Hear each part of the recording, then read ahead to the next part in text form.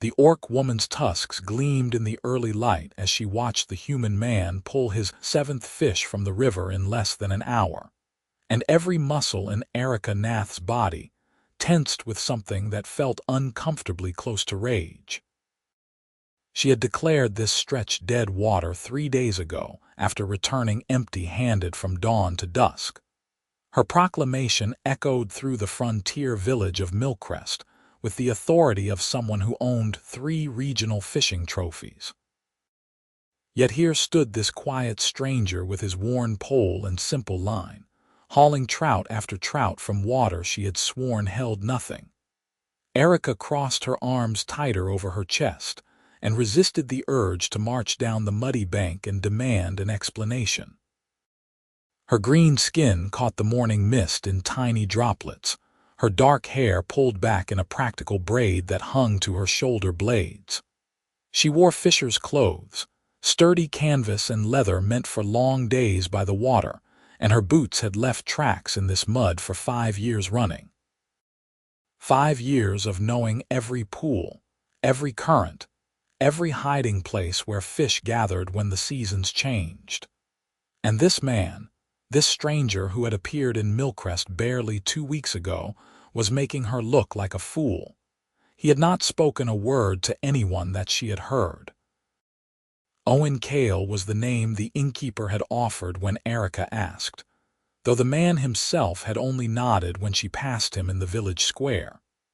He took odd jobs, helped old Martin fix his roof, chopped wood for the widow Petra, accepted payment in meals and a room above the stable. Nothing about him suggested he was a fisherman, let alone one skilled enough to find fish where she could not. The 8th fish broke the surface, scales flashing silver green. Owen pulled it in with steady hands, no wasted motion, no triumph in his expression. He was tall for a human, perhaps 6 feet, with brown hair that curled slightly at his collar and a lean build that suggested hard work rather than excess. His face was unremarkable, the kind that would disappear in a crowd, but his hands were careful as he unhooked the trout and added it to his creel. Arika felt her jaw clench, felt the small pressure of her tusks against her lower lip. She had won her first trophy at 19, outfishing every competitor in the Northmark Autumn Festival. The second had come 2 years later at the River Valley Championships, and the third just last spring at the Borderlands Invitational. She was known from here to the coast as the best rod in 3 territories, orc or human. And now this silent man was unraveling that reputation 1 fish at a time. She waited until he cast again, watched the line arc out over the water with economy and precision. Then she walked down the bank, her boots squelching in the soft earth, and stopped 3 paces from where he stood.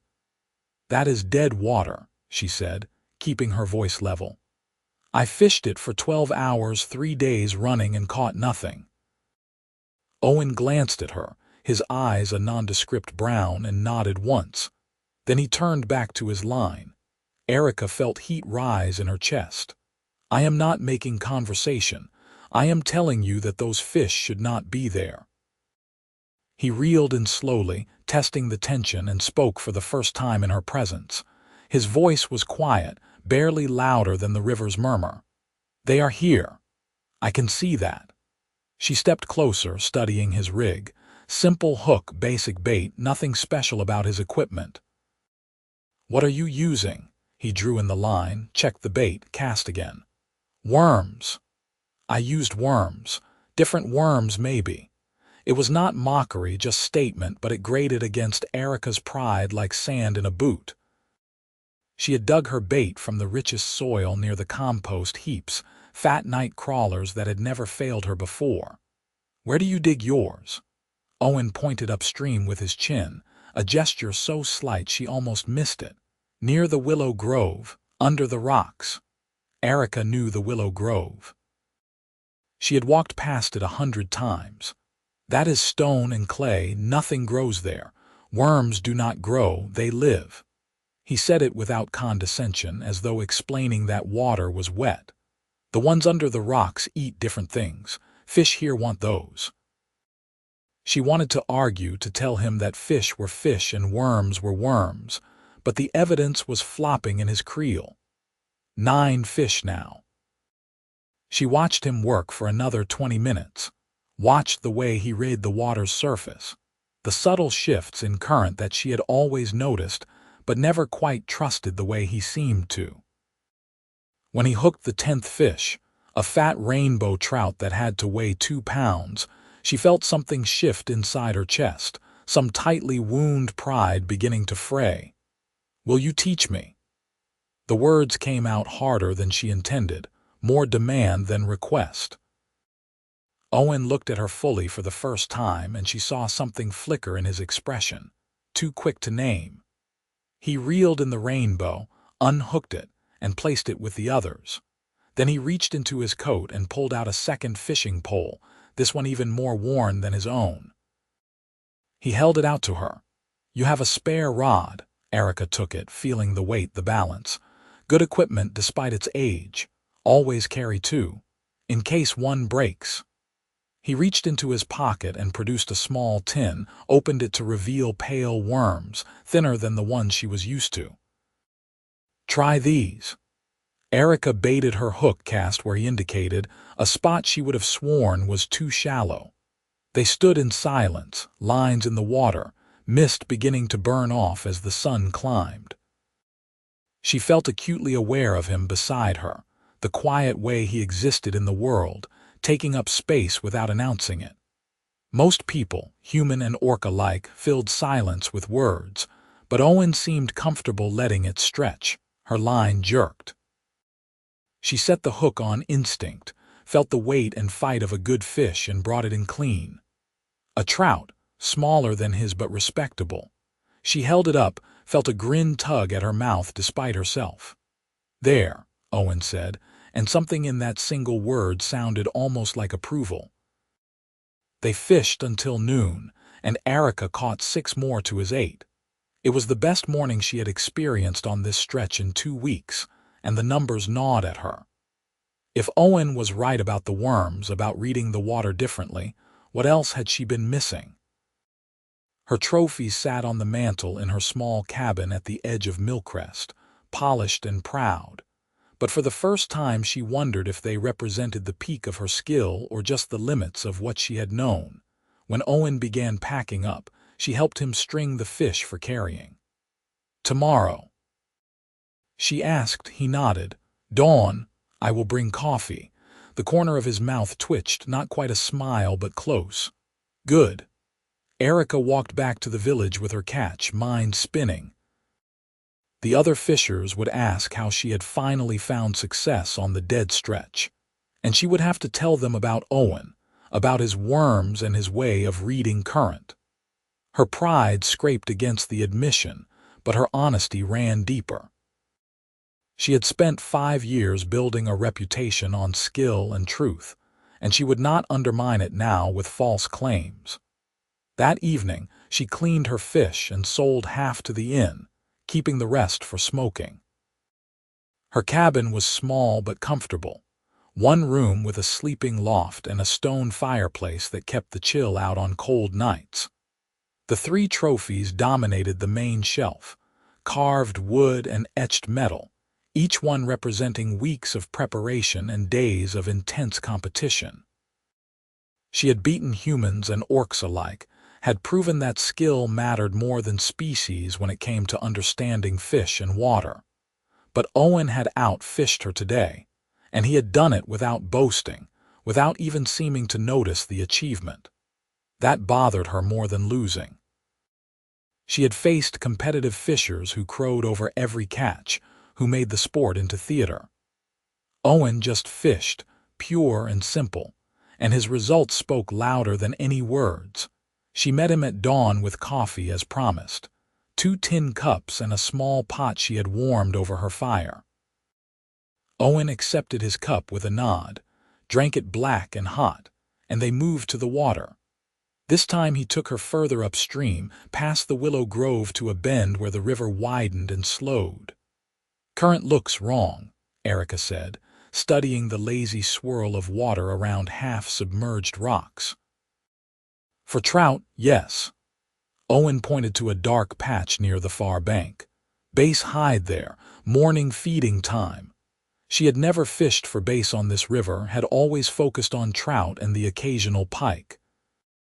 Bass were pond fish in her mind, not river dwellers, but she followed Owen's lead and adjusted her technique.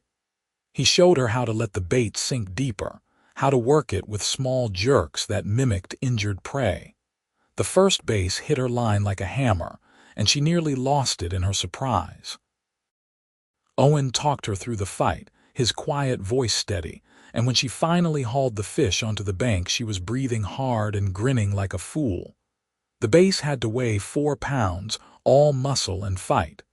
"That is a fine fish," she said, holding it up. "Yes."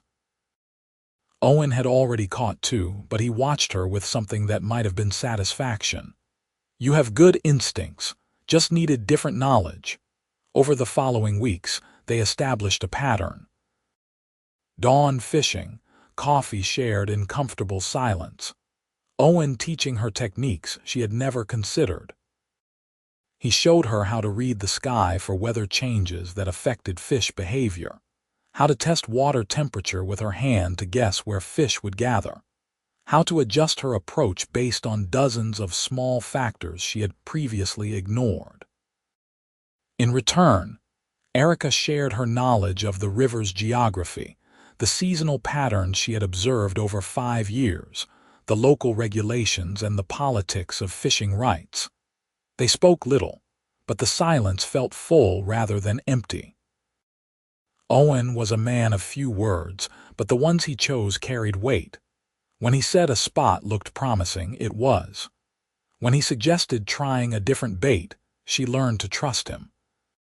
And slowly, grudgingly, she felt her competitive edge soften into something else, something that felt dangerously close to partnership. The people of Millcrest noticed. Of course they noticed. An orc woman and a human man, spending dawn after dawn together by the river, walking back to the village with their catches shared between them. Arika heard the whispers, saw the looks, but she had lived with prejudice long enough to develop thick skin. The fact that she was a successful fisher, that she had won competitions and brought pride to Millcrest, bought her some tolerance. But tolerance was not acceptance, and she knew better than to expect warmth from most of the human villagers. Owen seemed oblivious to the social undercurrents, or perhaps he simply did not care. He greeted everyone with the same quiet nod, did his odd jobs with the same steady competence, and spent his free hours with Arika by the river. If the whispers bothered him, he never showed it. It was early autumn when Arika first noticed something wrong with the fish. They were catching fewer, which was normal as the season shifted, but the ones they did catch looked unhealthy. Pale gills, sluggish movements, a strange film on their scales. She held up a trout, frowning at its dull eyes. "This fish is sick." Owen examined it, his expression darkening. "Water quality. The river has always been clean." Arika looked upstream, suddenly worried. "You think something is contaminating it, possible." He released the trout back into the water, watching it swim weakly away. "We should check upstream, see what has changed." They followed the river north the next morning, leaving before dawn and walking the bank for miles. The land here was less settled, thick forest crowding close to the water, and Arika felt the wilderness press in around them. She had fished these upper reaches before but never explored them thoroughly. Owen moved through the trees like someone accustomed to rough country, and she matched his pace easily. It was nearly noon when they found it. A tannery, new construction judging by the fresh-cut logs and the sharp smell of chemicals. It sat on a tributary that fed into the main river, and even from a distance, Arika could see the dark stain of runoff pooling before it joined the clear water. Her stomach turned. "That is poisoning the river," she said, anger sharp in her voice. "How long has this been here?" Owen walked closer, studying the setup. "Month maybe, 2 at most. And they are just dumping their waste directly into the water."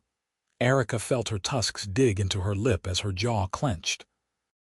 "That is illegal. There are regulations. Frontier is far from law." Owen's voice was flat, almost resigned. "Easier to ignore regulations when no one is watching." "I am watching."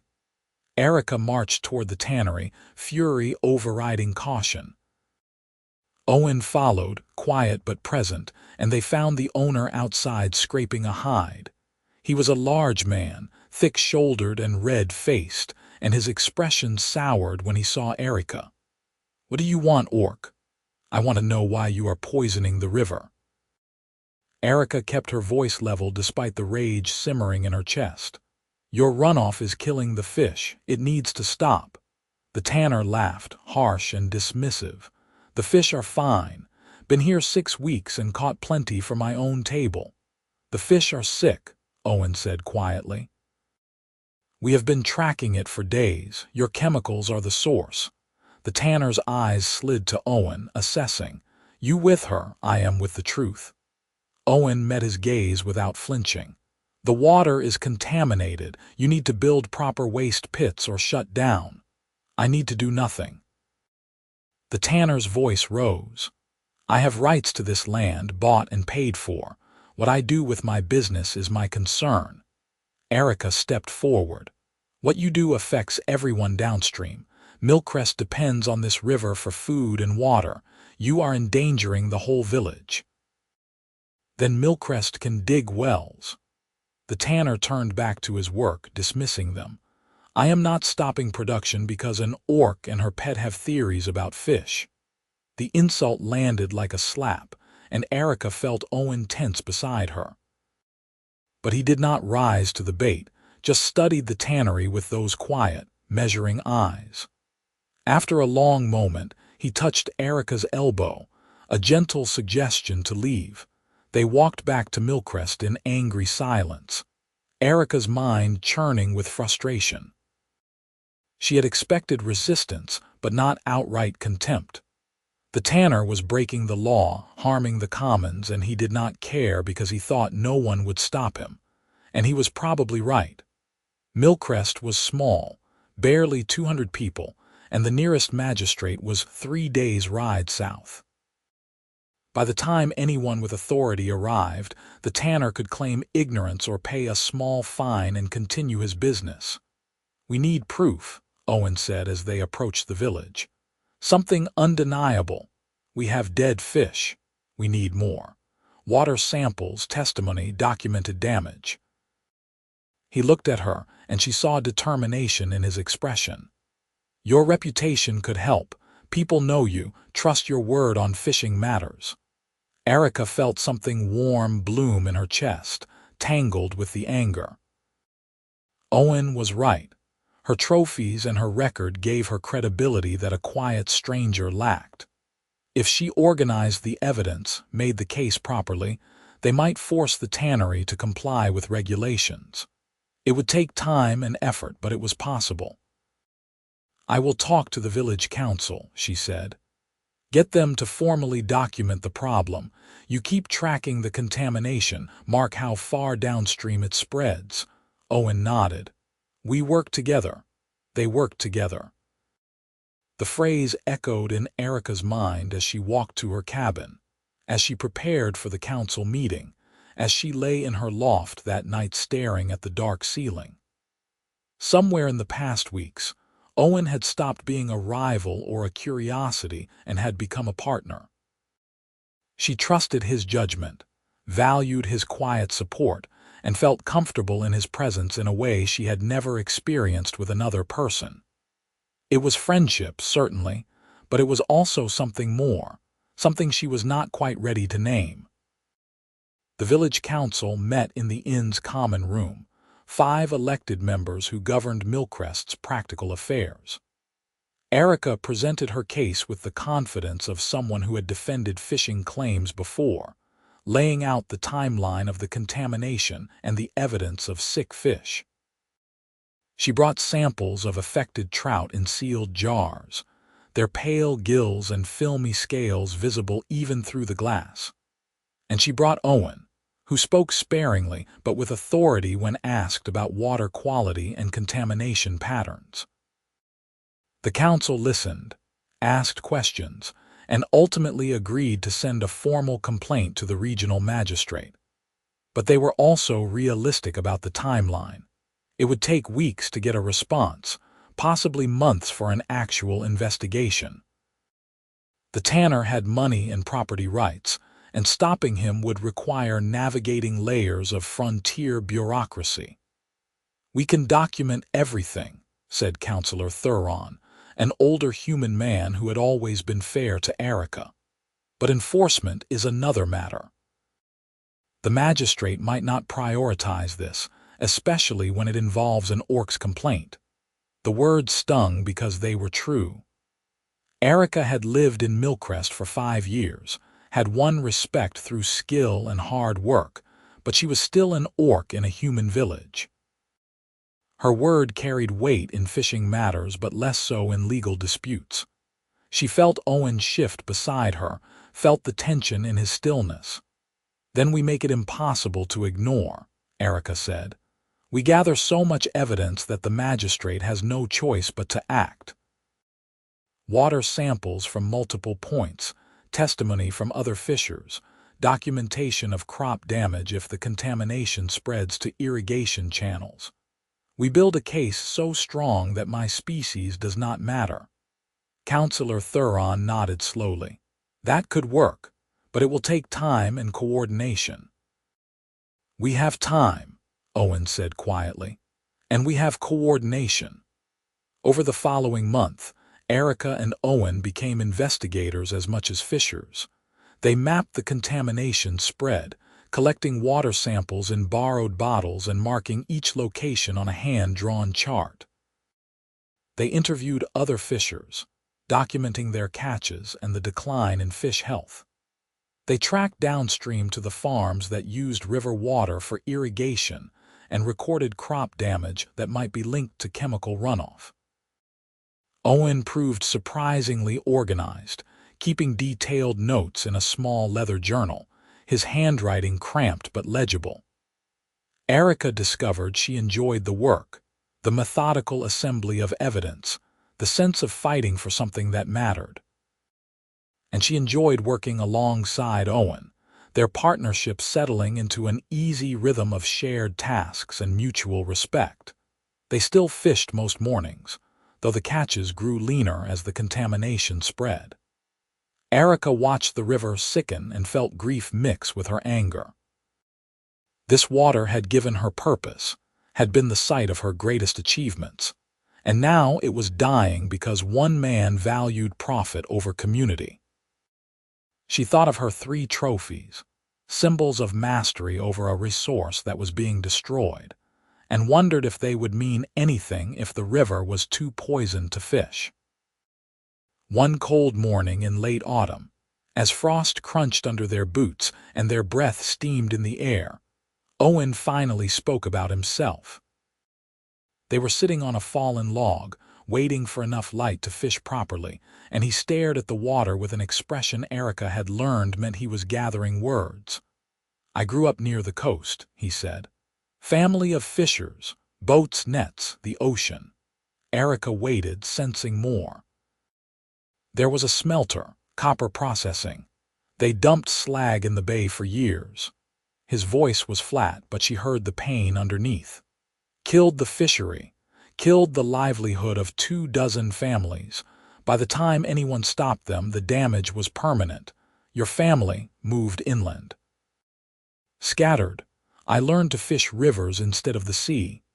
He looked at her then, and she saw old grief in his eyes. "I will not let it happen again, not if I can stop it." Arika felt her heart twist. Owen's quietness, his immediate understanding of the contamination problem, his determination to document everything. It all made sense now. He was fighting a battle he had lost before, trying to save a river the way he had failed to save the bay. And he was doing it with her, trusting her to help, despite the fact that she was an orc and he was human and the world said they should not be allies. "We will stop it," she said, and meant it with everything she had. "Yes." Owen's hand found hers on the log, his grip warm despite the cold. Together, they sat like that as the sun rose, hands linked, the river murmuring its sickness in front of them. Arika felt something settle in her chest, a certainty she had not known she was seeking.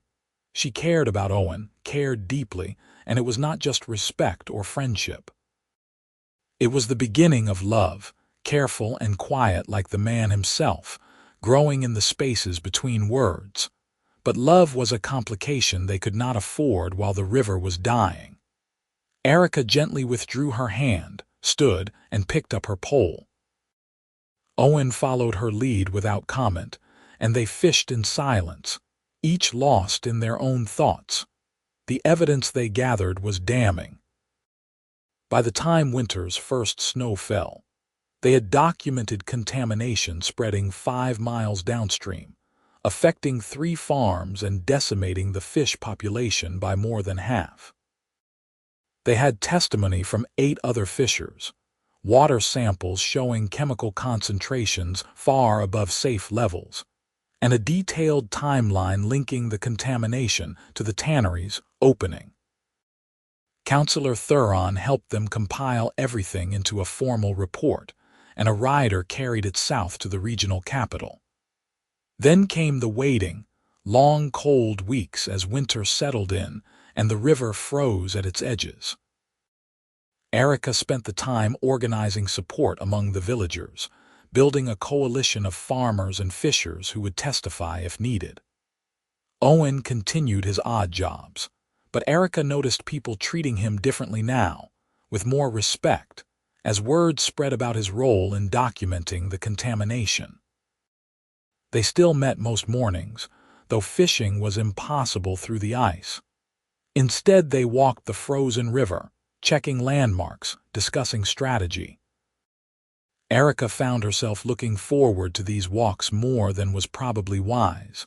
Found herself watching the way frost caught in Owen's hair, the careful way he tested the ice before trusting his weight to it.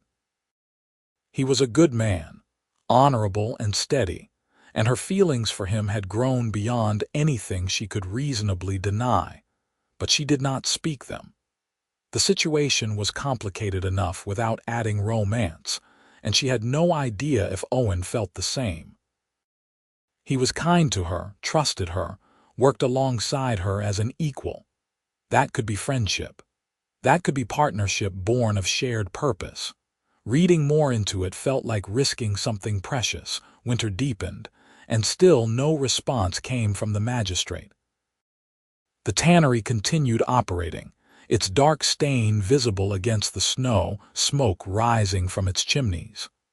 Arika felt frustration build like pressure behind a dam, and she was not alone. The villagers were growing restless, angry that their complaint had apparently been ignored. Some wanted to take direct action, to confront the tanner or sabotage his operation, but Counselor Thuron held firm against vigilante justice. "We do this legally or not at all," he said at a community meeting. "Violence will only make us look like the savages they already think we are." It was a pointed comment, directed at the more hot-headed villagers, but Arika felt it land on her as well. She was the only orc in Millcrest, the only one who had to constantly prove she was civilized, law-abiding, trustworthy. The weight of it pressed on her shoulders like a physical burden. Owen found her after the meeting, standing alone in the cold night outside the inn. He did not say anything, just stood beside her, present and solid. After a while, she spoke. "Sometimes I am tired of being the exception. The good orc, the one who proves the species can be civilized." Her breath steamed in the freezing air. "I should not have to be exceptional just to be treated as decent."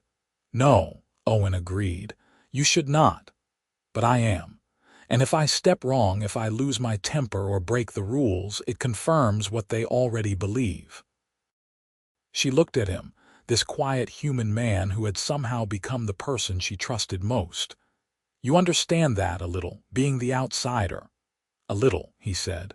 Not the same way, but I understand. They stood in silence, and then Owen did something he had never done before. He pulled her into a hug, careful and gentle, giving her space to refuse. Arika froze for a moment, then melted into the embrace, resting her head against his shoulder. He was warm despite the cold, solid and real, and she felt some of the pressure in her chest ease. "We will fix the river," Owen said quietly. "And we will do it the right way, because we are better than the people who think might makes right." Arika nodded against his shoulder, not trusting her voice. They stood like that for a long moment before she pulled back, managing a small smile. "Thank you. Always." The magistrate's response arrived in early spring as the ice began to break and the river started flowing freely again. It was not what they had hoped. The official letter acknowledged the complaint, noted the evidence, and stated that an investigation would be scheduled when resources permitted. No timeline, no commitment, just bureaucratic delay. Arika read the letter 3 times, fury building with each word. They had done everything right, gathered undeniable proof, followed proper channels, and the response was essentially nothing. The tannery would continue operating, the contamination would spread, and by the time anyone with authority bothered to investigate, the damage might be irreversible. "This is not acceptable," she said, showing the letter to Owen. He read it, his expression hardening. "No, it is not." "What do we do?" Owen was quiet for a long time, thinking. Then he said, "We make it visible. The magistrate can ignore a report, but they cannot ignore public pressure." "How?" "Your reputation." Owen looked at her steadily. "You are known beyond Millcrest. You won tournaments, competed across 3 territories. Use that. Make the contamination a fishing issue, something that affects everyone who cares about these waters." It was brilliant and terrifying. Arika's trophies had brought her respect in angling circles, but they had also made her a target for prejudice. Orc Woman Wins Fishing Competition was a story that fascinated and disturbed people in equal measure. If she went public with the contamination issue, she would be inviting scrutiny and criticism. But she would also be forcing the issue into the light where it could not be easily buried. "I would need to travel," she said slowly, thinking it through. "Visit the fishing communities, explain the situation personally. Letters could be ignored, but if I show up and make the case in person, with evidence, it would be harder to dismiss." "I will go with you," Owen said immediately. "You should not do this alone." Arika felt warmth bloom in her chest. Of course Owen would come. He always did. It could take weeks. You would leave Millcrest for that long. The river matters more than odd jobs. He met her eyes. "And you matter more than the river."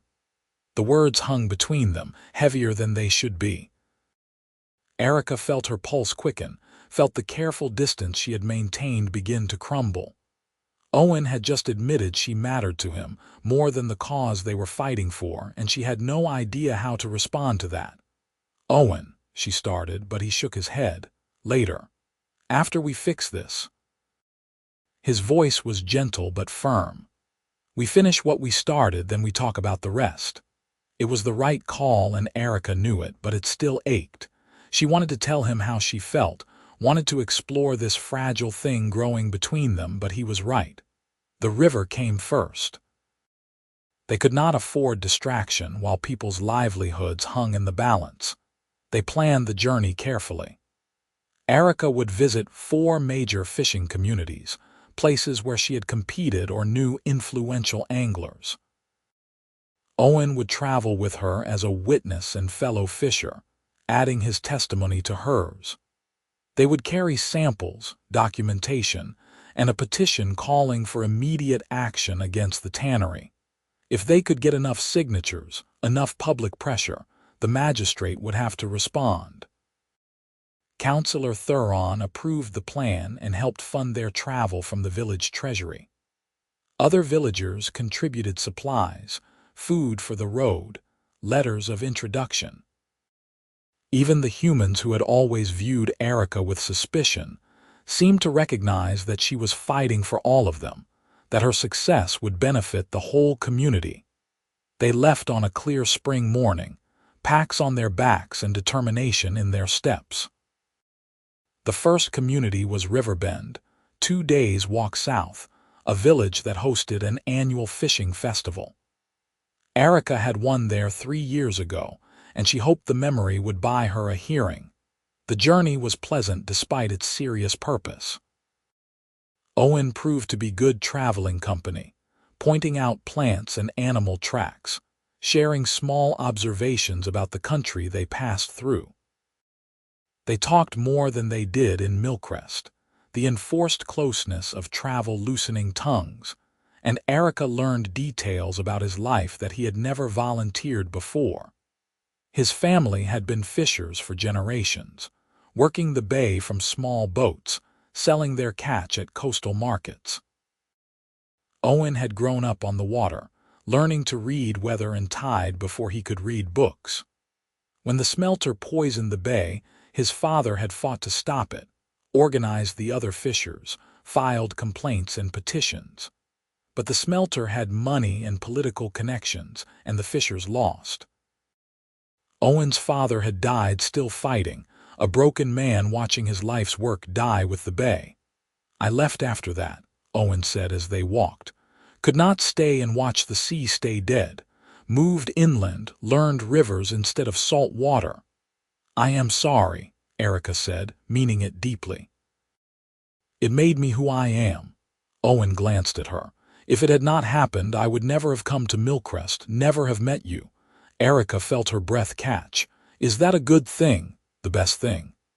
He said it simply, like stating a fact, and Arika felt her heart expand painfully in her chest. They reached Riverbend in late afternoon and were directed to the home of Marcus Fletcher, the head of the local fishing guild.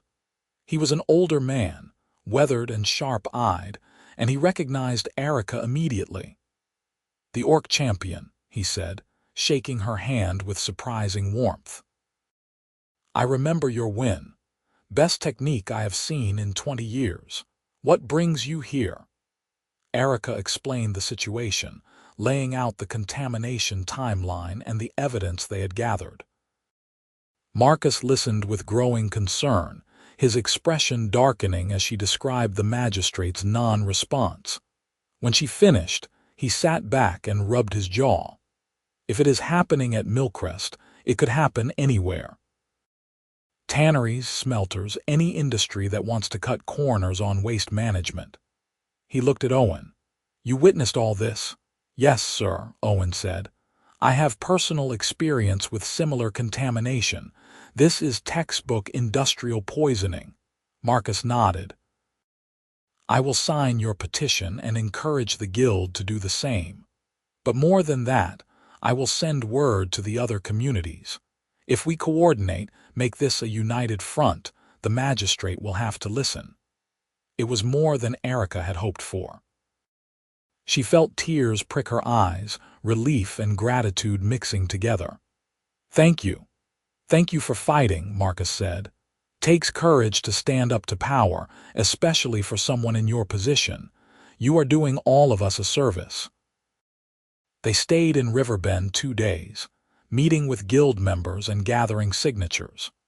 The response was overwhelmingly positive, fishers recognizing the threat and eager to prevent it from spreading.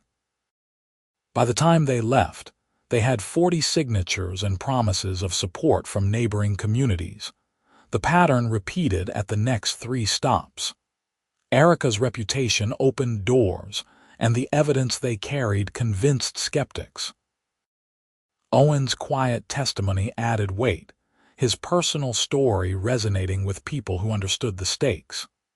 By the end of 3 weeks, They had nearly 200 signatures, letters of support from 5 fishing guilds, and a growing sense that they might actually succeed. They returned to Milcrest in late spring to find the river greening with new life, though the contamination was still visible as a darker stain spreading from the tributary. Councillor Thuron immediately organized a delegation to deliver the petition to the magistrate in person, including Arika, Owen, and several prominent villagers. This time, they would not accept delay. The journey to the regional capital took 4 days, and Arika felt her nerves build with each mile. She had never been to a real city before, and the stone buildings and crowded streets of Farhold intimidated her. People stared at her green skin and tusks, some with curiosity, others with hostility. She kept her head high and her hand near her belt knife, refusing to show fear. The magistrate's office was in the government hall, a stolid building near the city center. They waited 2 hours before being seen, sitting on hard benches while clerks shuffled papers and ignored them. Finally, they were ushered into a wood-paneled office where Magistrate Edmund Cross sat behind a massive desk. He was a thin man with gray hair and a bureaucrat's careful expression. He listened to their presentation with apparent patience, examining the petition and the supporting documents. Then he set everything aside and steepled his fingers. "This is certainly concerning," he said in a tone that suggested it was not concerning at all. "However, the tannery owner, Mr. Garvey, has property rights and has filed all the appropriate business permits. Shutting him down would require proof of intentional harm." "We have proof of actual harm," Arika said, fighting to keep her voice level. "The water samples show contamination. The fish are dying. 3 farms have crop damage. What more do you need?" "Proof that Mr. Garvey is intentionally violating waste management regulations, rather than simply experiencing operational difficulties." The magistrate smiled thinly. The law requires intent for punitive measures. It was a bureaucratic trap, and Arika felt rage rise in her throat. "So he can poison a river accidentally and face no consequences. He will be fined for improper waste management once our investigation is complete." The magistrate gestured at the petition. "This will certainly expedite that process. You should see results within 6 months. 6 months. Owen spoke for the first time, his quiet voice cutting through the official double talk. "The river will be dead in 6 months. Your delay is effectively a death sentence for an entire ecosystem." Magistrate Cross turned his cold gaze on Owen. "I understand your frustration, but the law has processes for good reason. We cannot simply shut down businesses based on accusations." "We have evidence," Arika said. 200 people have signed this petition. 5 fishing guilds support our position. This is not an accusation, it is documented fact. Then the investigation will confirm it, and appropriate action will be taken." The magistrate stood, signaling the meeting was over. "I appreciate your diligence in this matter. Rest assured it will receive proper attention." They were ushered out, the door closing firmly behind them. Arika stood in the hallway, shaking with fury and frustration. They had done everything right, gathered overwhelming evidence, built public support, and still the magistrate had brushed them off with promises of future action. The system was designed to protect people like Garvey, wealthy men with property rights, while people like her and the villagers of Milcrest had to beg for justice. "He is not going to do anything," she said bitterly. "Or nothing that matters, not in time to save the river." Owen's jaw was tight, his eyes hard. "Then we force his hand." "How? We make it a scandal, make it too embarrassing to ignore." He looked at her, and she saw determination that matched her own. "You have access to the fishing community. I know a few journalists who cover frontier issues." We tell the story publicly, make Garvey and the magistrates inaction front-page news. Public shame can move officials when petitions cannot. It was risky. Going public meant inviting more scrutiny, more prejudice, more chances for things to go wrong. But it was also their best remaining option. Arika thought of her trophies, symbols of skill and perseverance, and wondered if those qualities would be enough to see this through. "Let us do it," she said. They spent a week in Farhold, meeting with journalists and telling their story. Owen's contacts proved valuable, and several newspapers agreed to cover the contamination issue. Arika gave interviews, showing her evidence and explaining the impact on fishing communities. She spoke about her trophies, her reputation, her 5 years in Millcrest, making herself a sympathetic figure fighting against corporate greed. The first article appeared 3 days later, titled "Orc Champion Fights to Save Frontier River." It was generally sympathetic, focusing on the contamination evidence and the magistrate's slow response. Other papers picked up the story, and within a week it had spread across the region. Suddenly, Garvey's tannery was infamous, and Magistrate Cross was facing questions about why he had delayed action despite clear evidence. The pressure worked. 2 weeks after their meeting, the magistrate's office announced an immediate investigation of the tannery. Inspectors arrived in Millcrest, examined the tributary, tested water samples, and confirmed everything Arika and Owen had documented. Garvey was ordered to cease dumping waste into the water immediately and to construct proper treatment facilities or face permanent closure. Garvey fought, hiring lawyers and filing appeals, but the public attention made it impossible for officials to ignore the problem. The fishing guilds threatened boycotts, villagers organized protests, and journalists continued covering the story. After a month of legal battles, Garvey finally capitulated, agreeing to build waste treatment facilities and pay fines for the damage already done. The victory felt hollow at first. The river was still poisoned, the fish still dying, and the restoration would take years. But as spring turned to summer and the tannery's runoff stopped, Arika began to see signs of recovery. The water ran clearer, the sick fish became less common, and a few healthy trout appeared in stretches that had been nearly dead. It was slow progress, but it was progress. She and Owen fished together most mornings, documenting the recovery with the same diligence they had used to document the contamination. The catches were still lean, but they were improving, and there was hope now where before there had been only decline. The villagers treated them both as heroes, the orc woman and the quiet human man who had saved the river through determination and refusal to give up. One morning in late summer, as they sat on their familiar log watching the sun rise over clear water, Owen spoke the words Arika had been both hoping for and dreading.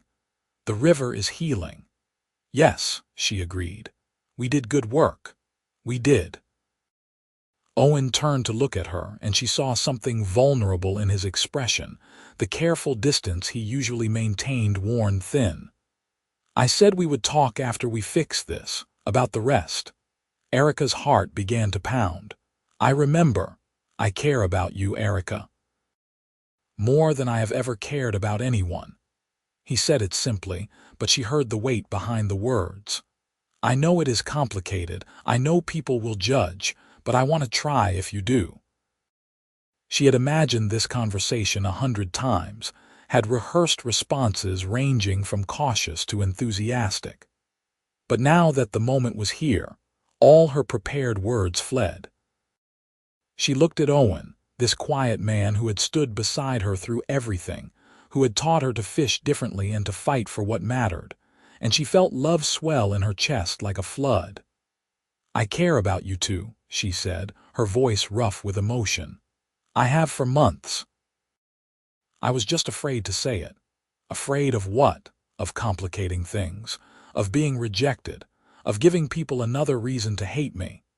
She felt tears prick her eyes. I am already an orc in a human village. Adding a human relationship seemed like asking for trouble. Owen reached out and took her hand, the gesture careful and deliberate. I am not asking you to make it easy for yourself. I am asking if you want to try, despite the trouble. Arika looked at their joined hands, green skin and pale skin, so different and yet fitting together perfectly. She thought about everything they had been through, all the mornings by the river, all the battles fought side by side. She thought about her trophies at home, symbols of individual achievement, and realized what she wanted now was partnership, someone to share victories and struggles with. Yes, she said, I want to try. Owen smiled, a real full smile she had rarely seen, and it transformed his quiet face into something warm and joyful. He leaned in slowly, giving her time to pull away, and kissed her gently.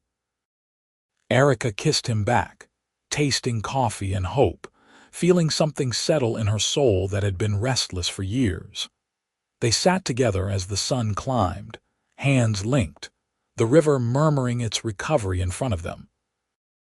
It was not a perfect moment because perfection did not exist, but it was theirs, and that was enough.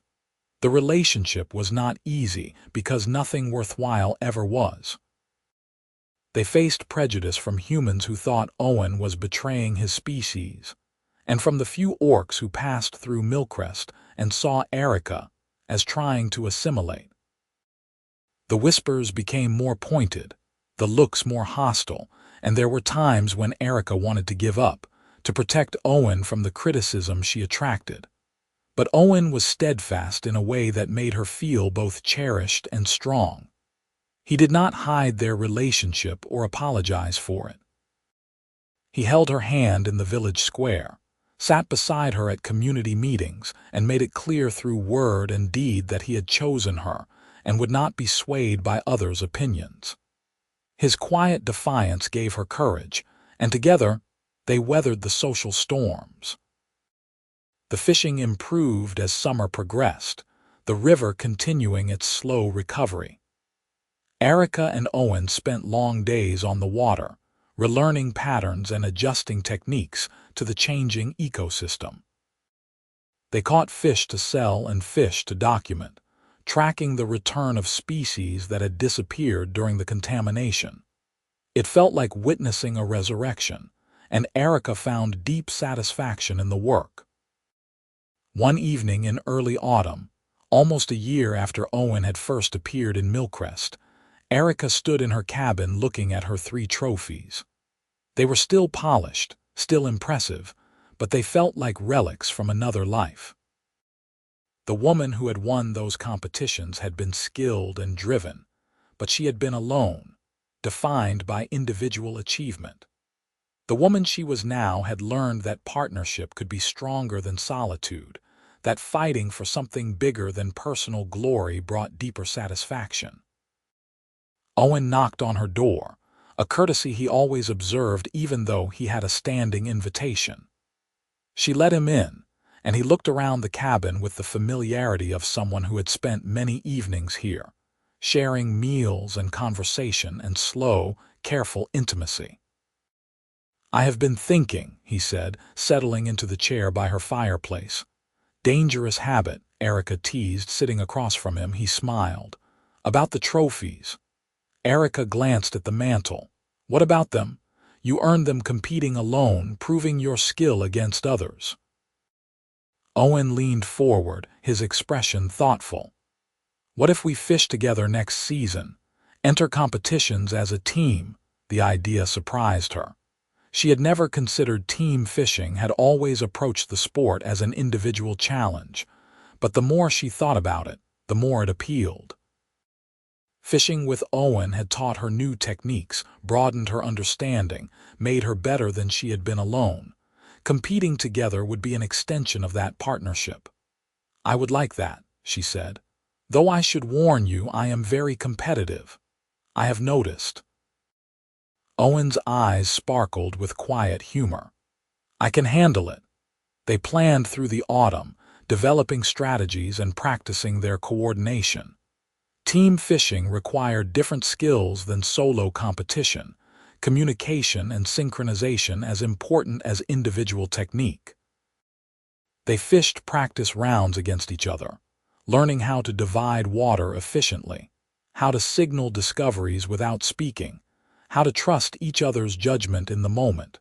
Winter came, and they spent the dark months preparing equipment and studying regulations for various competitions. Owen moved into Arika's cabin officially, a transition that felt natural after months of spending most evenings together. Some villagers grumbled, but most had grown accustomed to seeing them as a unit, and the criticism was muted. They entered their first team competition in early spring, a regional tournament held at Riverbend. Marcus Fletcher greeted them warmly, congratulated them on saving the river, and wished them luck. The competition was fierce, 12 teams vying for the trophy, but Arika and Owen fished with the coordination of people who had spent hundreds of hours on the water together. They won by a comfortable margin, and when they accepted the trophy together, Arika felt a satisfaction that dwarfed anything her solo victories had provided. More competitions followed. They did not win every one, but they were consistent, placing in the top 3 at every tournament they entered.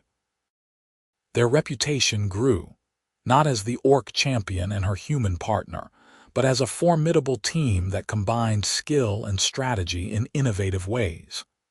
The prejudice did not disappear, but it mattered less when they could point to undeniable results. By the time summer arrived, the Milcrest River was healthy again, fish populations restored to pre-contamination levels. The village council formally recognized Arika and Owen's role in saving the river with a small ceremony and a plaque that was mounted in the inn's common room. It was a quiet acknowledgement, but it meant something to Arika, proof that even an orc could be appreciated when she fought for the common good. That evening, sitting on their familiar log as the sun set over clean water, Owen asked the question Arika had been half expecting for months. "Will you marry me?" Her heart jumped, joy and nerves tangled together. "That is a big step, I know." He took her hand, his grip warm and steady. "But we have already taken most of the hard steps. This is just making it official." Arika thought about the life they had built together, the cabin they shared, the mornings by the river and the evenings planning competitions. They were already partners in every way that mattered. Marriage would formalize it, create legal protections and social recognition, but it would also invite more scrutiny and potential conflict. "People will object," she said. "Humans and orcs marrying is rare. There will be trouble. There is always trouble." Owen squeezed her hand. "But there is also us, and we are stronger together than any trouble they can throw at us." It was true. They had faced contamination, bureaucratic obstruction, social prejudice, and emerged victorious each time. Marriage would be another challenge, but it would also be a declaration, a public statement that their love was real and valid despite what others thought. "Yes," Arika said, feeling tears of happiness slip down her cheeks. "Yes, I will marry you." Owen kissed her as the sun touched the horizon, and Arika felt complete in a way she never had before. Her trophies were still at home, symbols of past achievement, but her future was here, with this quiet man who had taught her that strength came in many forms, and that the greatest victories were those shared with someone you loved. They married in autumn, a small ceremony at the river's edge with Councillor Thuron officiating. Most of Milcrest attended, the village having grown fond of the couple who had saved their water. Marcus Fletcher traveled from Riverbend, along with representatives from the fishing guilds who had supported their fight. It was not a grand affair, but it was genuine, filled with people who respected what Arika and Owen had accomplished together. Arika wore a simple dress in river blue, her tusks polished and her dark hair woven with autumn flowers. Owen wore his best clothes, still modest but clean and neat. They spoke their vows with the water murmuring behind them, promising partnership and loyalty and love. When Thuron pronounced them married, the gathered crowd cheered, and Arika felt a joy so pure it almost hurt. The celebration lasted into the evening, food and music and dancing in the village square. Arika danced with Owen, clumsy and laughing, neither of them particularly graceful but both happy. She caught sight of her reflection in a window, green skin and tusks, and a smile so wide it made her cheeks ache. And she thought about how far she had come from the competitive, solitary fisher who had first seen Owen pulling fish from dead water. That night, lying beside her husband in their shared bed, Arika spoke the gratitude she had been holding. "Thank you for seeing me, not just the orc or the champion, but me." Owen turned to face her in the darkness, his hand finding hers under the blankets. "Thank you for teaching me that some things are worth fighting for, even when the system says you cannot win." They fell asleep tangled together. Two people who had found in each other what they had not known they were seeking, partnership and purpose, and a love that defied easy categorization. The seasons cycled, and life settled into a rhythm that felt sustainable. They fished together most days, sometimes for competition, sometimes for food, sometimes just for the pleasure of being on the water. They entered tournaments when the prizes or the challenge appealed to them, and they won enough to maintain their reputation. But winning was no longer the only goal or even the primary one. The river, the work, the partnership, those were what mattered. 3 years after their marriage, on a crisp spring morning, Arika caught a fish in the exact spot where she had first watched Owen pull trout from water she had declared dead. It was a beautiful rainbow, fat and healthy, and she held it up with a grin. "Remember when you proved me wrong here?" Owen smiled. "I remember you being angry. I was furious." Arika carefully unhooked the fish and released it back into the water. "My pride was bruised. I thought I knew everything about this river. And now I know I will never know everything, and that is fine. There is always more to learn." She reeled in her line and set down her pole. "I have been thinking about the trophies." Owen raised an eyebrow. "What about them?" "I want to retire them. Put them somewhere public, maybe donate them to the fishing guild at Riverbend. They represent a version of me that does not exist anymore." Arika looked at the river, the clear water reflecting morning light. "I am not that solo competitor anymore. I am part of something bigger." Owen nodded slowly. "If that is what you want, I support it, but those trophies are yours. You earned them." "I did, and now I want to honor them by moving forward." Arika turned to face him fully. "I have been thinking about something else too. Tell me." "Teaching. Offering fishing lessons to people who want to learn, especially young people." She felt excitement build as she spoke the idea aloud. "We could pass on what we know, help others develop skills and respect for the water.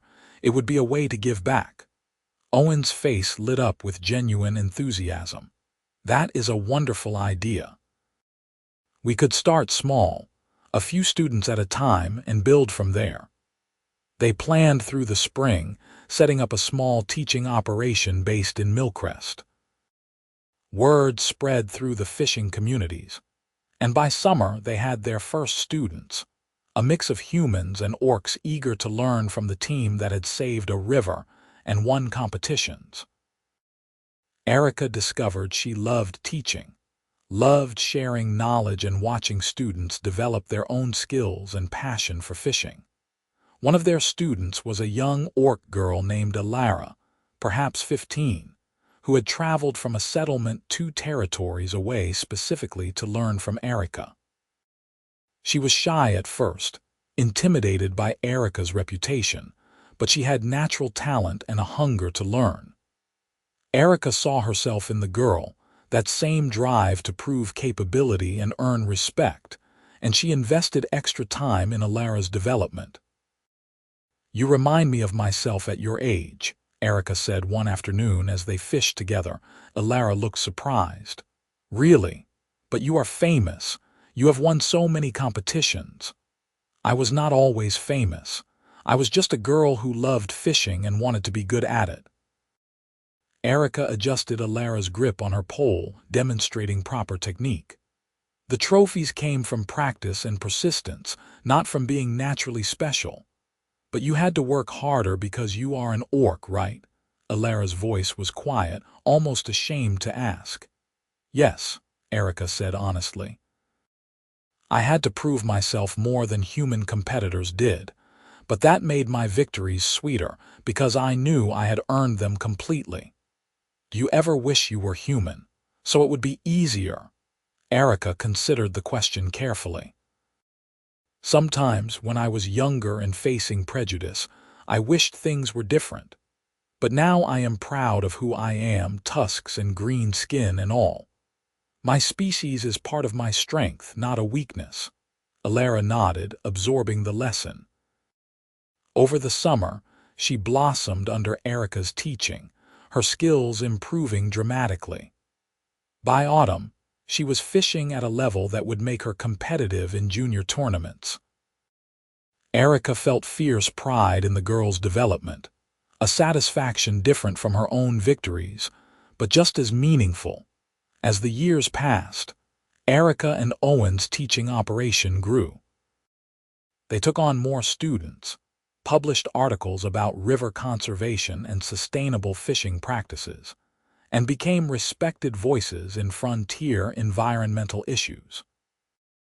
The 3 trophies that had once defined Arika were donated to the Riverbend Fishing Guild, where they were displayed with a plaque explaining their significance. Arika visited them occasionally, feeling nostalgia but no regret. Those victories belonged to her past, and she was content with her present. 5 years into their marriage, on a cold winter evening, Arika realized she was pregnant. The discovery filled her with joy and terror in equal measure. She had never considered motherhood seriously, had been too focused on fishing and fighting and building a life with Owen. But now it was happening, and she felt unprepared despite all the challenges she had already overcome. Owen's reaction was pure delight. He held her close, whispered promises about being a good father, and immediately began planning for the baby's arrival.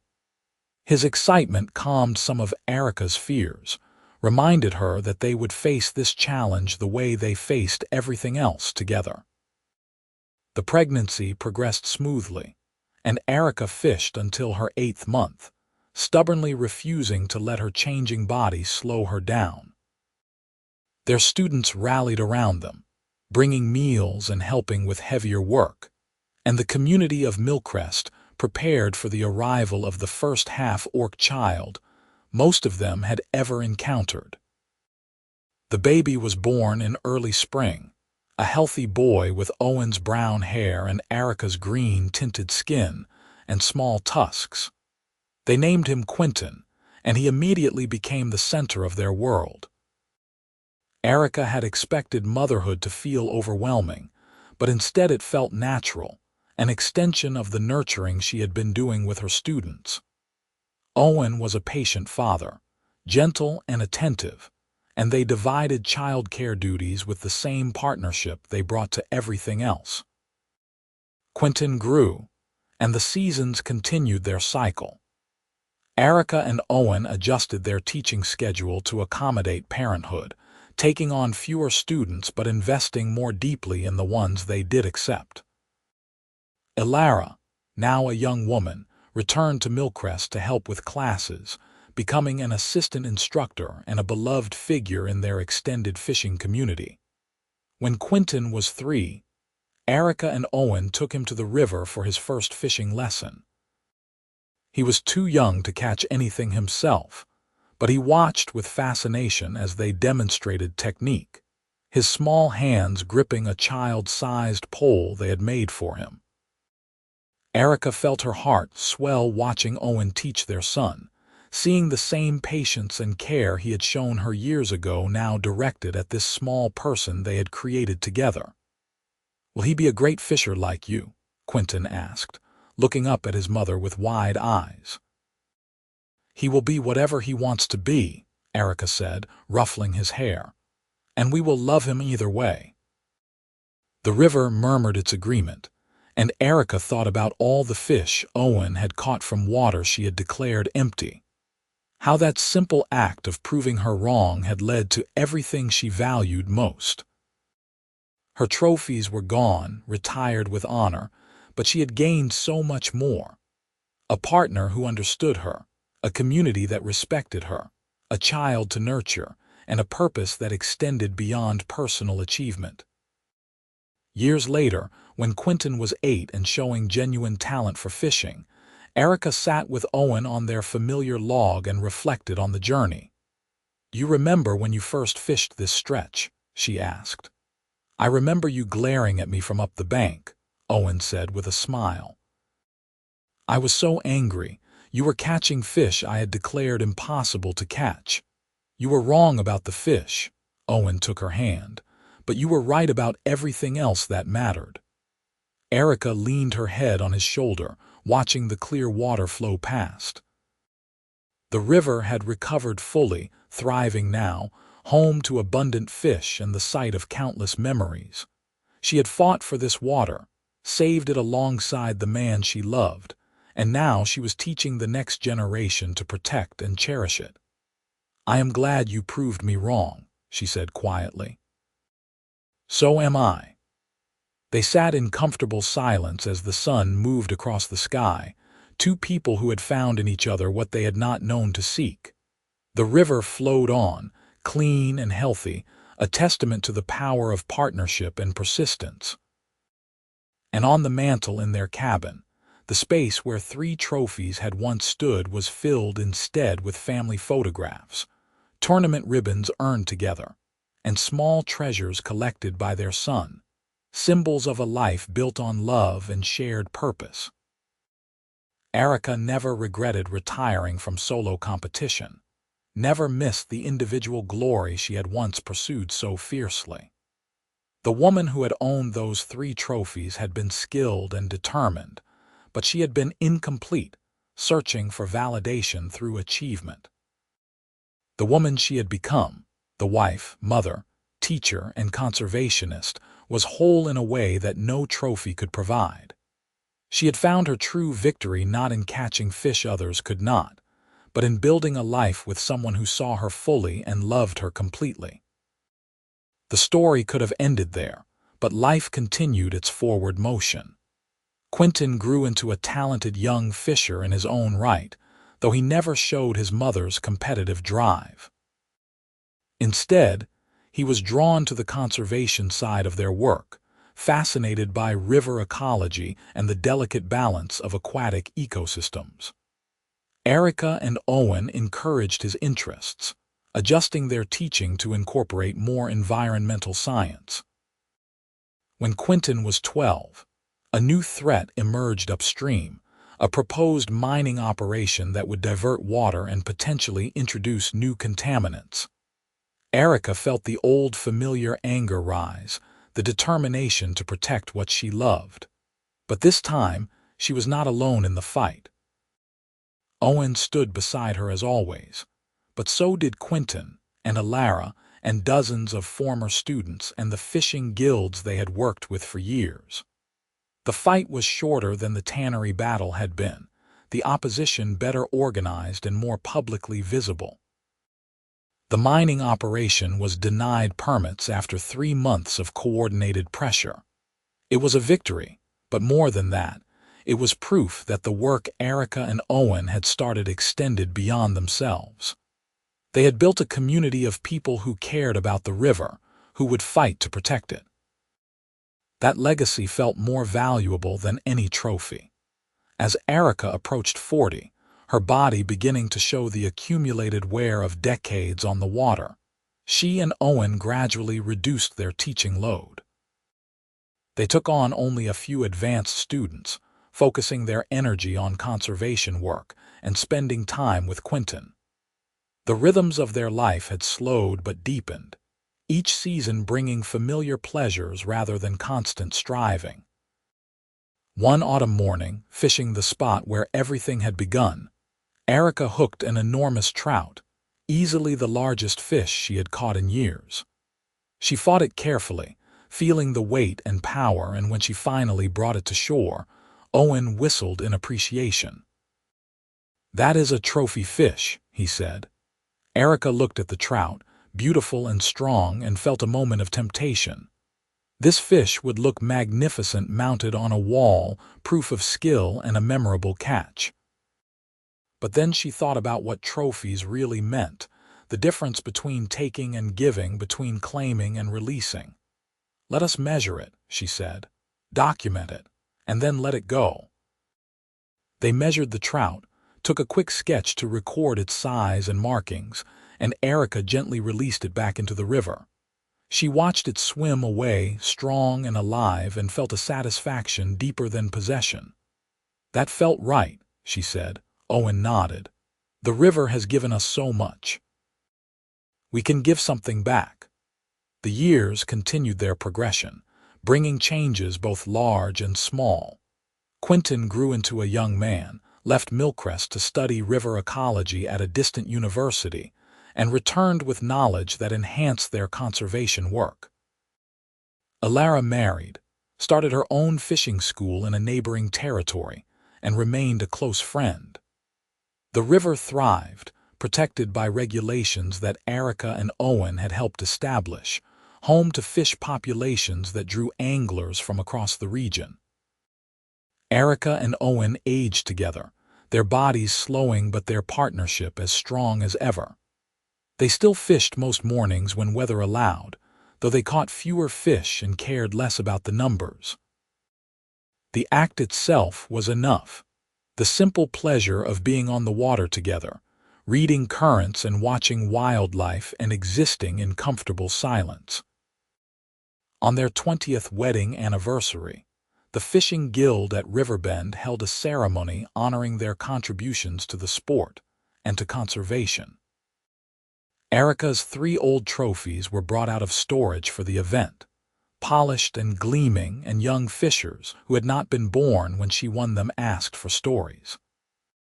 She told them about the competitions, the pressure of being the only orc in a human-dominated sport, the satisfaction of victory earned through skill. But then she told them about meeting Owen, about learning that partnership could be stronger than individual achievement. She told them about fighting to save the river, about the importance of protecting resources for future generations. And she told them that the greatest victories were not the ones you could mount on a wall, but the ones you carried in your heart, the relationships and causes and moments of grace that defined a life well lived. When the ceremony ended and the trophies were returned to the guild's display, Arika felt no sense of loss. Those symbols belonged to the community now, inspiration for young fishers and a reminder of what dedication could achieve. Her real treasures were beside her, Owen's hand in hers, warm and familiar, Quentin's proud smile, the river flowing clean and healthy outside. They returned to Milcrest as the sun set, the village lights beginning to glow in the gathering darkness. Their cabin waited, modest but comfortable, filled with books and fishing equipment and family photographs. Arika stood in the doorway for a moment, looking back at the river just visible through the trees, and felt profound gratitude for the path her life had taken. She had started as a competitive fisher determined to prove orc capability, had won trophies that validated her skill. But she had become so much more. A conservationist who had saved an ecosystem, a teacher who had inspired the next generation, a wife and mother who had built a family against social pressure, a person who had learned that true strength came from connection rather than isolation. Owen joined her in the doorway, slipping an arm around her waist. "What are you thinking about?" "Everything," Arika said. "How far we have come. How different my life is from what I imagined. Better or worse." She turned to kiss him, tasting the decades they had shared, the battles fought and joys celebrated. Infinitely better. They went inside together, closing the door on the cooling evening. The river flowed on in the darkness, patient and eternal, home to countless fish and the site of countless memories. And in a small cabin at the edge of Milcrest, an orc woman and a human man sat by their fire, hands linked, hearts full, living proof that the greatest catches were not measured in pounds or inches, but in love and purpose and the quiet satisfaction of a life shared. The man had caught every fish she could not, that first morning years ago, and in doing so had caught her heart as well. The trophies she had owned meant nothing compared to what they had built together, a partnership that had healed a river and created a legacy that would outlast them both. That was the real victory, the one worth celebrating, the one that made every previous achievement pale in comparison. And as Arika drifted toward sleep that night, warm in her husband's arms, she thought about those 3 trophies gathering dust in Riverbend, symbols of a woman who had existed but no longer did. She had been transformed by love and partnership, had learned that proving herself to others mattered less than being true to herself and the people she cherished. The fish Owen had caught from impossible water had been a beginning, not an ending, the first step on a journey that had led her home to a place she had not known existed. The river would flow tomorrow, and they would fish it together as they always did, partners in every sense that mattered. And that was enough. That was everything. That was the happily ever after she had not known to hope for, earned not through competition but through connection, not through trophies but through love.